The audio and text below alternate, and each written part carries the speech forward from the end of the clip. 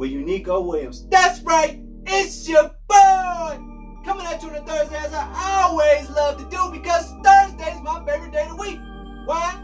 Well, I was born on a Thursday, 11:47 a.m.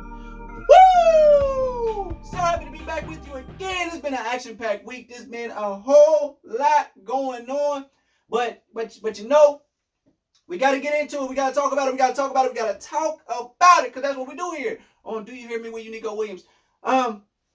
So as you know, we're all aware of what transpired on January 6th.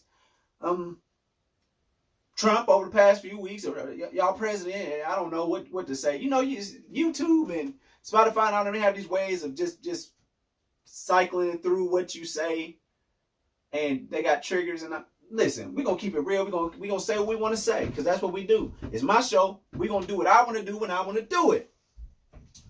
Now, we know what happened January 6th. There was a protest, quote unquote, if you will, that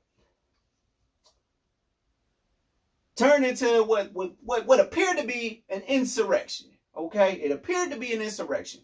It appeared to be what they call it when in the Civil War, what they call themselves, trying to do secede. They try to secede from America.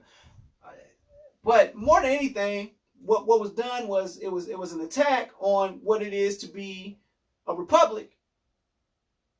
Nothing to do with Republicans. It's that's what America is supposed to be, a republic, if you will. But more than anything, under the umbrella of democracy. And democracy, you know what that is.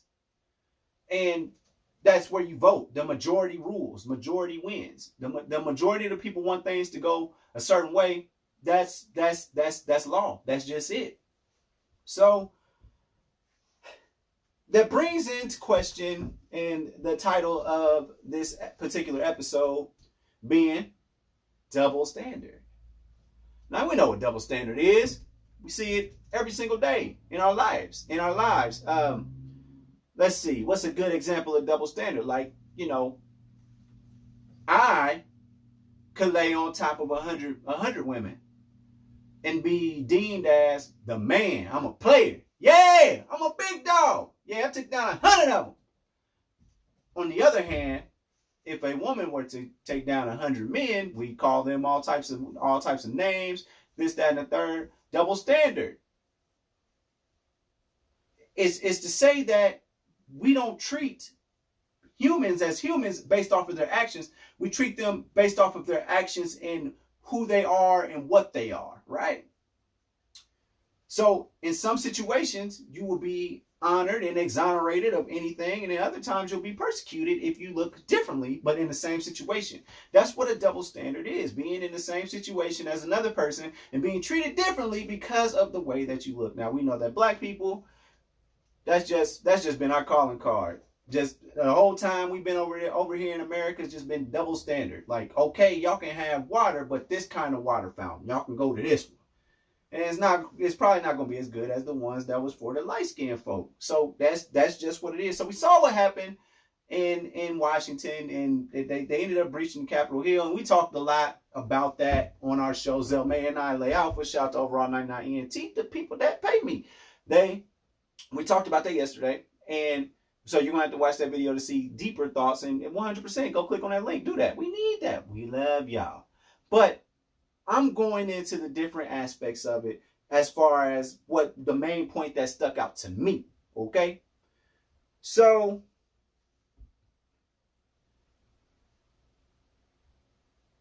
this has been something that has been brewing for, I would go on to say 4 or 5 years, because the lead up to Trump being in office was this. It was inciting people and trying to pull out that inner desire to be back in control, if that makes sense. We all know the history of the Revolutionary War. If you don't, look it up. And if you really don't, I don't know what kind of schooling you had. But it's yesterday was crazy. So, the Capitol, people were protesting. That's what they call that. This was under the guise of protesting, right? Well, now I know there was a lot of things going on this past summer. We had to sit there and watch. The whole world was on lockdown when George Floyd happened, when that situation happened. So the whole world saw that happen. And so folks went and protested. We had no choice. Everybody was locked down. We was at the crib. Everybody saw what happened to George Floyd. We watched the man die.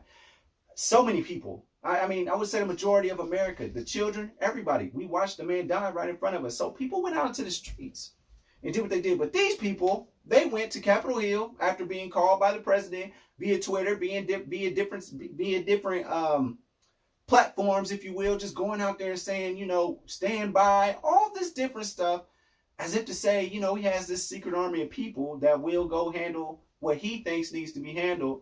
And this was almost like a show of force. And these people casually walked into the Capitol Hill. They had senators and all that type of stuff, all those type of people, those big wigs, if you will, those people that just sit up on Capitol Hill and vote on how our lives are supposed to go, had them looking like an active shooter drill, okay? Had them looking like that. Scared, probably the most afraid they've ever been in their lives, because let's be real, the people that was running up in there, I don't know if they knew who the Republican senators were, the people that are supposed to be quote unquote on their side. They didn't know. I'm gonna step out on a limb and say they probably didn't know their faces. They just ran in there and ran amok. That's where I'm going. But I'm looking at all these different interactions as to how these people were met. The police taking selfies with these people. They just let them walk up in there. Now there was a death in this, and we got into that in our show that we recorded yesterday. Shout out to Zelmay again. Shout out to Overall 99 ENT. That's who pays me. We get there, and it was a huge contrast into how people were marching through the streets in the summer. I'm going to get to that. Just what disheartened me the most. So they show where the quote unquote the first breach. I mean, you only use the word breach in war, right? You breached the perimeter. For all y'all Call of Duty people out there, you breached the perimeter. For all you people out there that's history buffs, if you will, you breached the perimeter. Alexander the Great, he breached through Macedonia, he breached through Persia to get to where he needed to be so he could take over, quote unquote, the known world, if you will. That's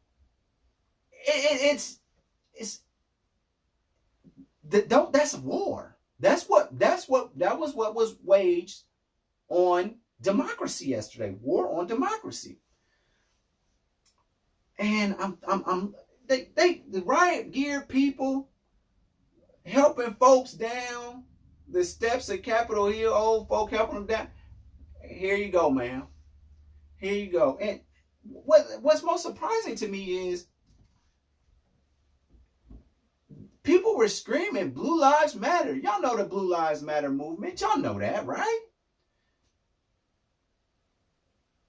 Yesterday, the police, in a sense, were their adversary. The people that stormed Capitol Hill, that went into the house, our house, as Americans, went into our house, desecrated it, looking at people's emails, taking folks' mail off their desk, all that type of stuff.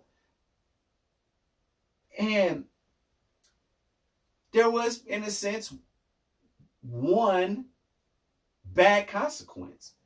And that consequence being that lady, she lost her life because she was, much love to her family and all that. But she lost her life storming the government. She stormed democracy. And I'm not trying to take away from her legacy. I know she served for 14 years and all that. I think she was based out of San Diego, all that. She's living her life. I'm not taking anything away from her life. It's just the way that her final moments were living as an American. Using her right to protest, she went above that right to protest and went beyond that. And that's, she met a bad fate. But let's talk about, in comparison,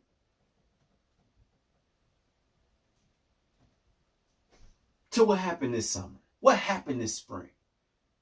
So many violent images of police making people disappear from crowds and just swooping them up, and they disappear behind all these police officers, all this law enforcement, National Guard. They bring down National Guard and all that stuff. And yeah, I'm looking at it. You know, these people standing there with gates that they use to get into the Chris Brown concert. Y'all use the stuff that y'all use for screaming females when Chris Brown is pulling up. I know y'all seen this joke before, but it's been times I walked in when the doors of the church was open, but they really was closed. You can't come back in the sanctuary because that's that old lady. She about anywhere between 55 and 65 years old, been serving the church for 30 years.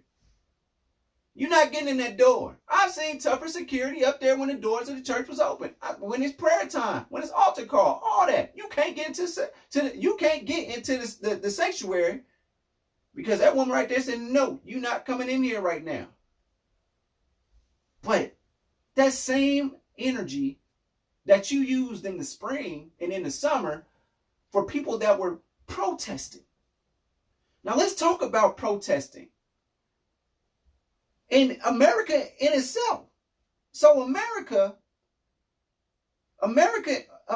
was founded basically on protest. They protested against paying taxes to Great Britain.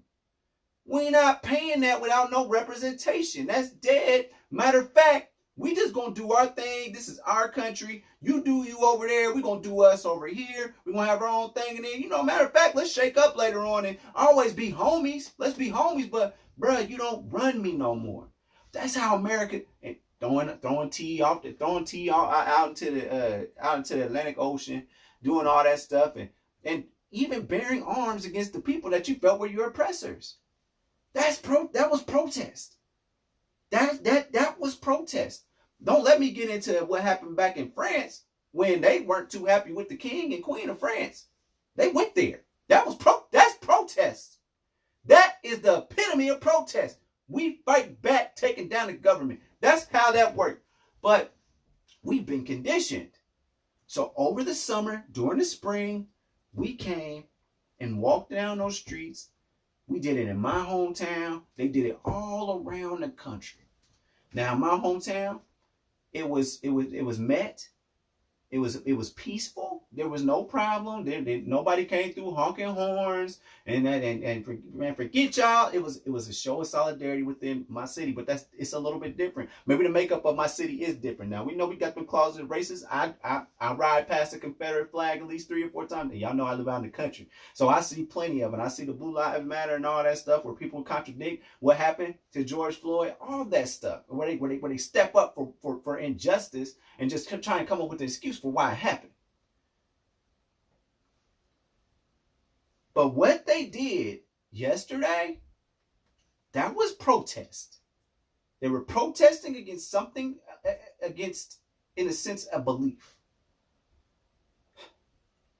So here's the stark contrast. These people took to the streets and attacked the symbol of what democracy is and desecrated its hallways. And in the spring and in the summer, all folk did was walk up and down the street and said, no justice, no peace. See, there's a difference. And I hate that these two entities are using the same word, protest. Because on one level, you have a protest that is violent. And then you have a protest where it's peaceful. It's peaceful. Yes, there was some bad things that some people did, some bad things. I'm not getting into conspiracy theories. We saw the videos of people that don't quite look like me breaking windows, starting stuff, dropping off rocks to keep the riot. I'm not getting into conspiracy theories. What I'm saying is this. The Black Lives Matter, and I'm not talking about the organization. I'm talking about the concept of Black Lives Matter. I'm like, damn that. I'm not with that organization stuff, if there is a company called Black Lives Matter, I'm not talking about them, because that's what it appears to be in some cases, that this could be a situation or a group of people that are amassing dollars for themselves, and it's not so much doing anything to further the belief of Black Lives Matter. And it's just, I'm just, let me get this together. I'm sorry. That's a lot to watch. But I tell you what,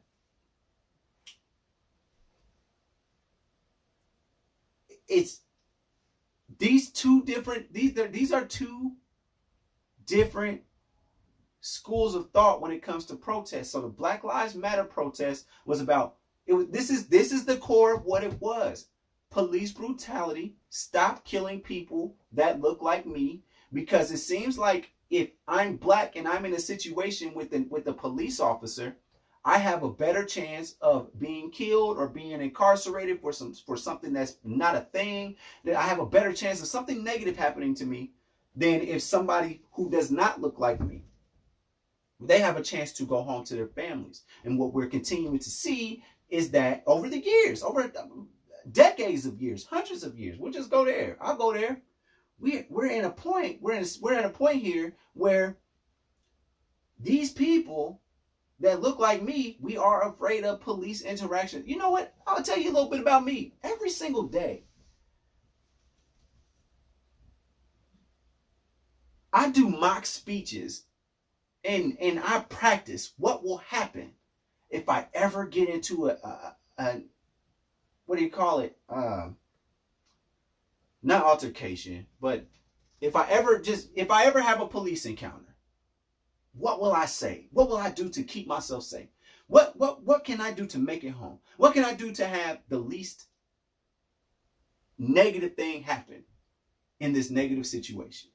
How can I defend myself? I may not be able to defend myself today, but how do I defend myself later on in court? I have to stop this, because what if I got stopped for no reason? What if I think about those things, and I practice a speech every single day.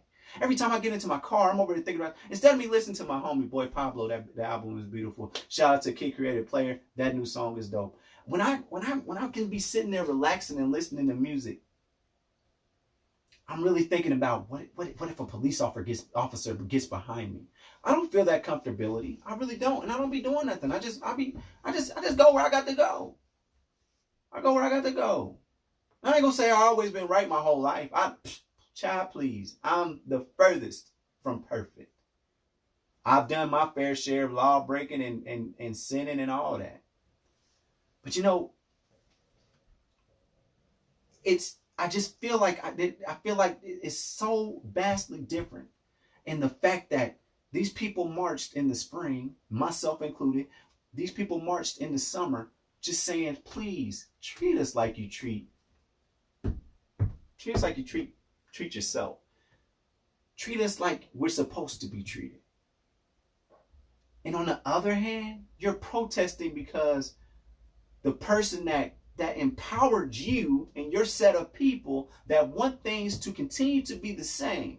Because let's not forget, the Constitution was written like this.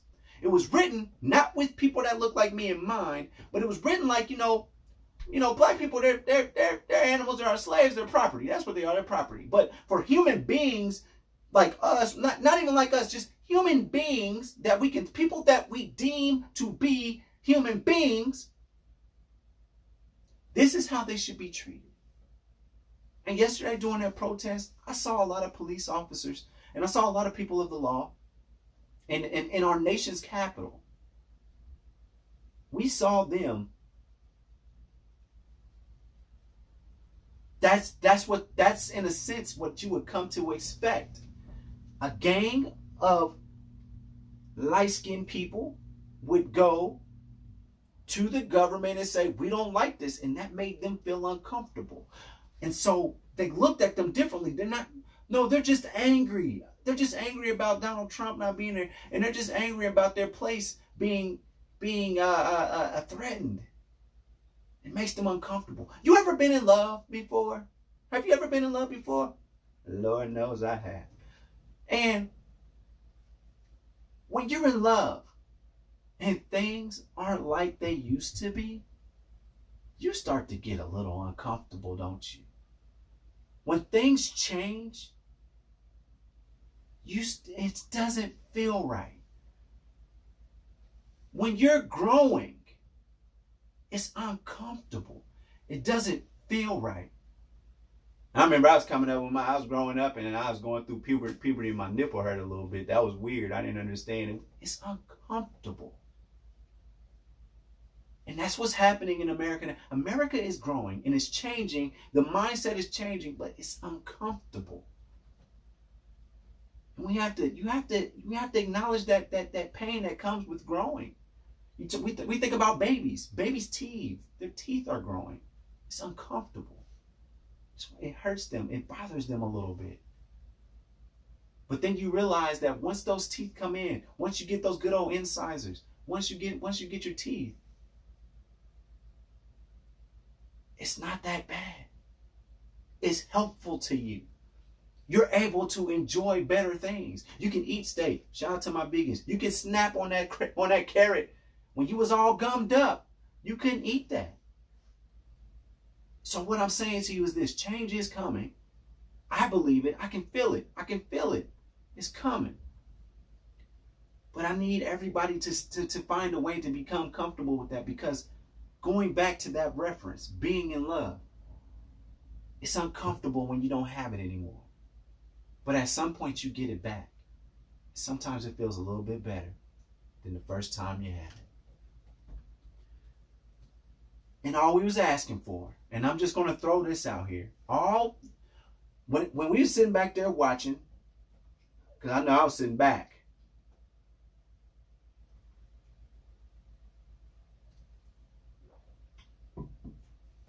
shout out to Twisted Tea, pay me.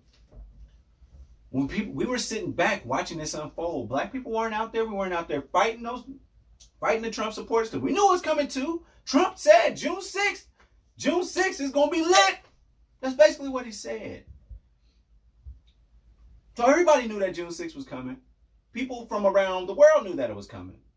And we were looking bad. We was looking bad yesterday, because people are looking at how our country treats people that look like me, and people that fight for the rights of people that look like me and others. Shout out to my Hispanic homies. Y'all live here too. Best believe you don't always get that same fair shake either. They talk bad about you too and think you, but y'all look even lower on us. But I'm not gonna get in that. That's a whole nother thing.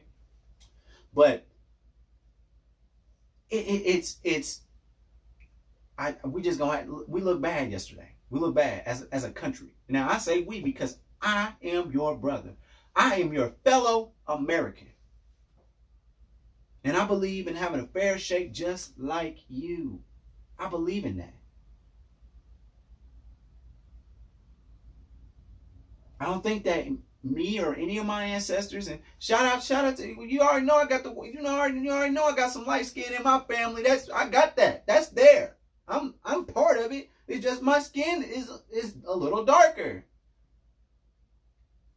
But my fellow Americans, that's what we are. And to have an attitude of, oh man, our people are really upset at what's going on in our government.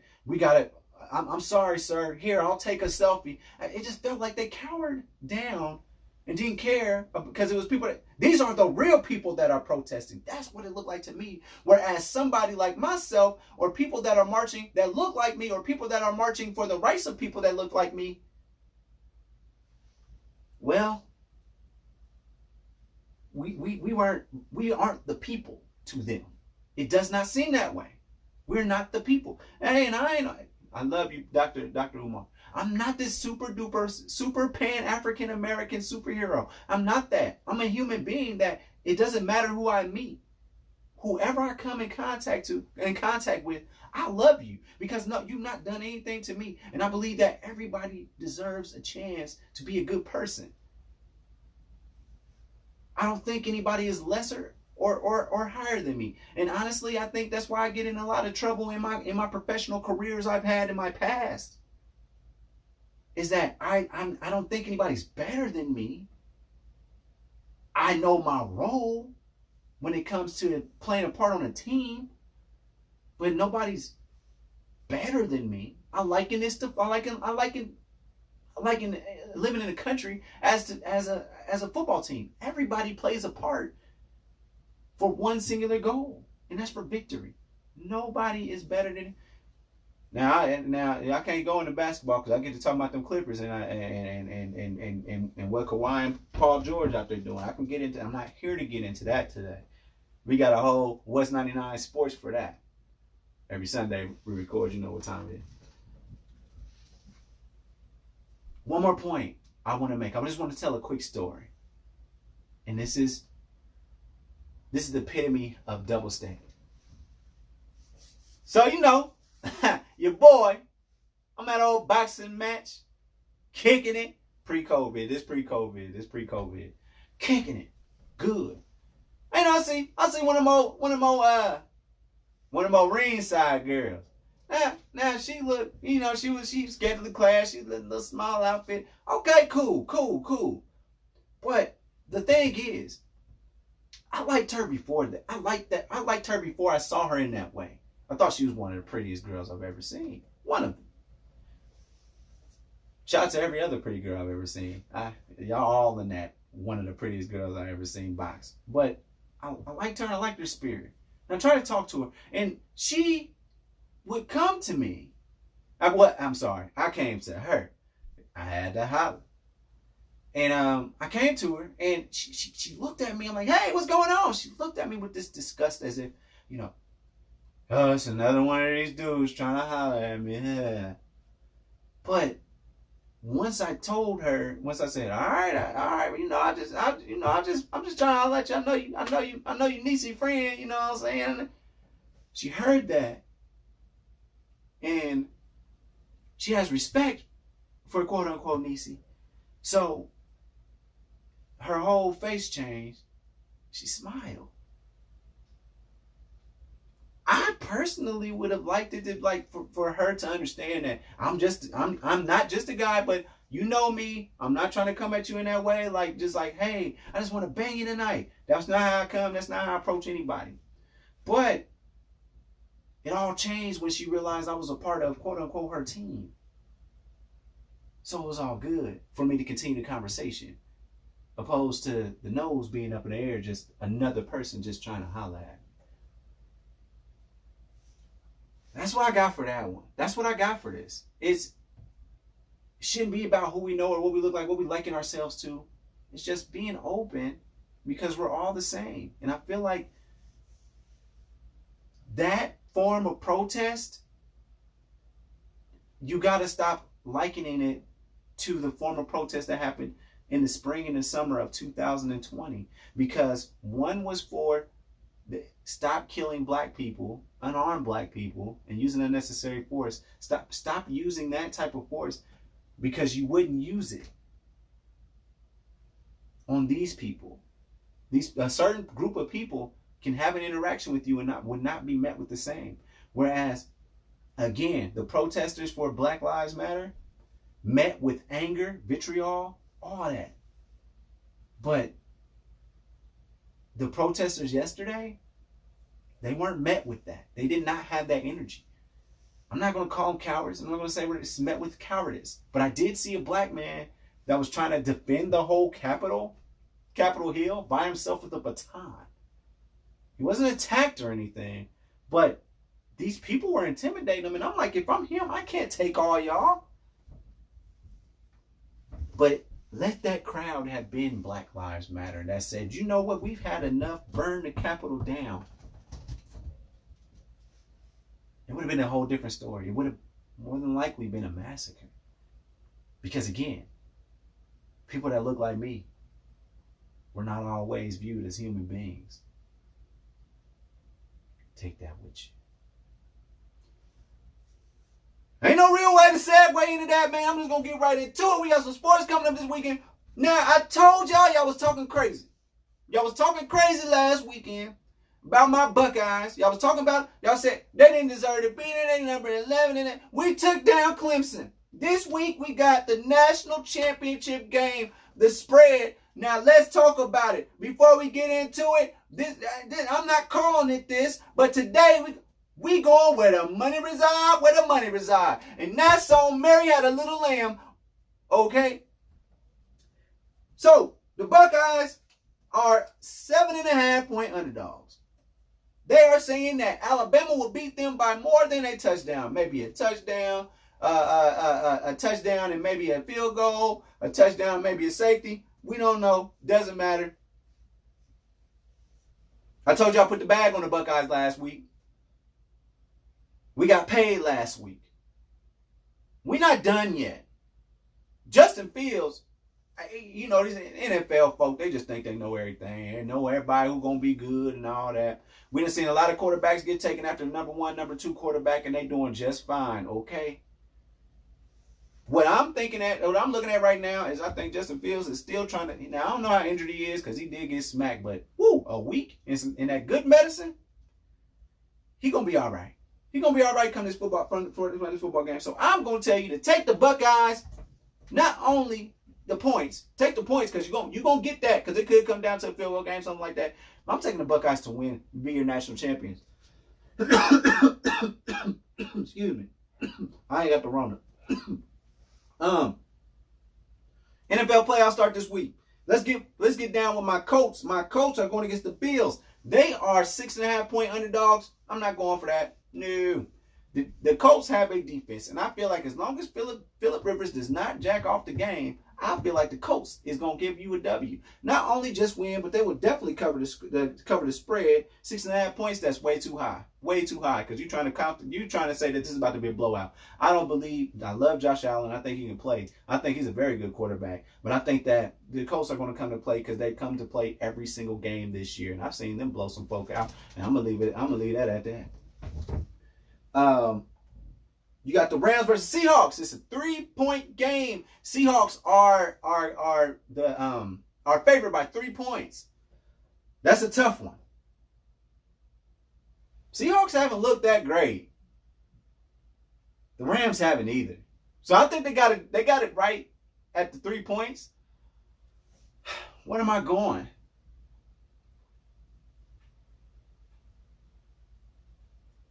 I say take the Rams. I say take the Rams only because good defense and they have an okay offense. They struggled in the last couple of weeks, but I gotta say, I'm gonna say take the Rams. I'm gonna believe in that defense to do something. Russ, like I say, he hasn't been looking that great either. DK Metcalf will be the difference in this game if they are to win or lose. So let's keep an eye on that. Because Jalen Ramsey might have something to say about DK Metcalf, and after that, you're gonna tell Russell to cook. Let's see if he can cook something up. So I'm gonna say take the Rams on this one, even if it's like a 1-point game, something like that. I just take the points on it, and they could also win it. Buccaneers versus Washington football team. That is a 7.5-point game. Buccaneers is what they're saying. I wrestled with this one for the last 3 days because I'm not sure. But what I am sure of, I'm sure of Ryan Kerrigan. I'm sure of Chase Daniels. I know, or not Chase Daniels. I know about that boy from Ohio State. I know about him. I know about that front seven. They're good. So I don't believe the Buccaneers are going to be able to really run the ball, and I believe that they're coming right after coming right after Tom Brady. I think it'll be closer than what you think, and I think 7.5 points is way too much. Now, Alex Smith, he is injured, and he's struggling, but I think as long as that defense is there, they can keep this thing close. So let's keep an eye on that. And if they can't, it could be a blowout going the Buccaneers' way. So it's one of those two things. I think the most likely of things that will happen is Washington football team will at least cover, if not win, but I think at least cover. But my heart, losing Kobe, a GOAT candidate, if you will, that made me appreciate greatness while we have it. And while we have Tom Brady, we need to appreciate him. So I'm going to go with, my heart says that the Buccaneers will win, but I think that the Washington football team will keep it closer than 7.5 points. I just believe that. Moving on, Ravens versus Titans. Titans are 3-point underdogs, as they should be. I got Lamar Jackson saying enough is enough. I'm breaking through this year, and I think that they might just beat up on the Tennessee Titans because that defense is not like it used to be last year. I can't believe it with Mike Vrabel being the coach. I mean, being the linebacker that he has been in his career. I can't believe that this year he's decided to step back on defense. I can't. It's hard to really believe. So, barring any crazy stuff happening, I'm gonna say the Ravens cover that spread and they win and they cover that spread. It might be in by a touchdown or two. This could be a blowout. Next up, we got Bears versus Saints. Saints are 9.5 point favored. They're favored by 9.5 points. I saw what the Bears did to the Buccaneers earlier this year, and Khalil Mack is a dog. That defense, they're dogs. I gotta see. I'm not sure if none. It could be closer than that, but I'm not sure who's starting at quarterback for the Bears this week. But man,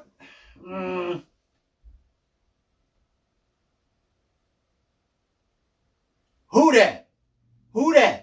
We going with them Saints this week to move on. I'm going with them, not only to move on, but I think they can beat the Bears. They might beat them convincingly. I'm just going to go with that. I'm taking the Saints. Last one, Browns versus Steelers. Steelers are favored by 5.5 points. I love a good bad guy. Not somebody that's a bad person, but I love a good bad guy. And that bad guy is, what that boy name is, been in all them commercials. What his name is? I can't think of his name. The quarterback, number 6 with Brown. Whatever. I got the Browns. I got the Browns beating the Steelers this week. I believe that boy gonna come out there with his moxie, and he can will his team to victory. I know his last game wasn't that great because he was down a lot of players, and he said that it was on him that they lost because no matter who out there, I'm supposed to bring this team to a win.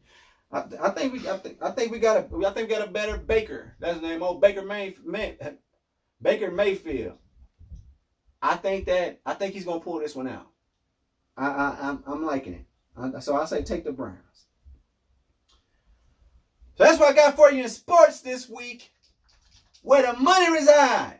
Take them picks. You're gonna make some money.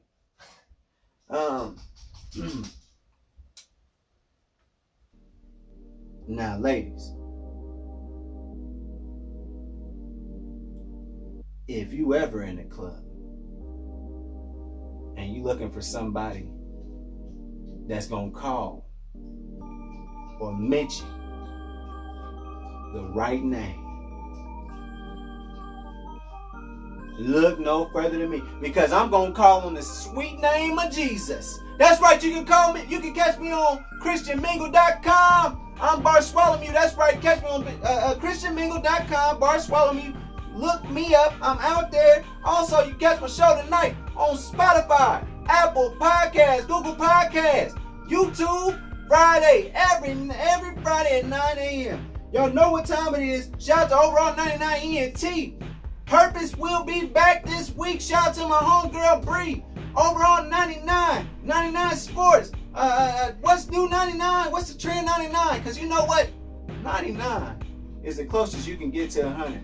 And ain't nobody perfect. Okay? So with that being said, thank you for tuning in to another episode of Do You Hear Me with Unico Williams.